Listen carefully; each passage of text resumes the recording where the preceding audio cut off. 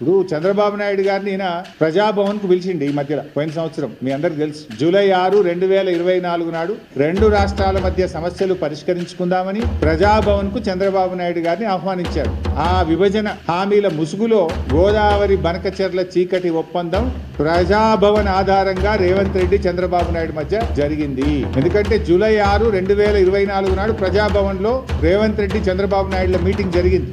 ఆ తర్వాతనే ప్రాజెక్టు పనులు స్టార్ట్ అయినాయి. రేవంత్ రెడ్డి గారు అదే రోజు ప్రజాభవన్ వేదికగా తెలంగాణ నీటి హక్కులకు మరణ శాసనం రాసిండు రేవంత్ రెడ్డి. ఆ తర్వాత ఏమైంది?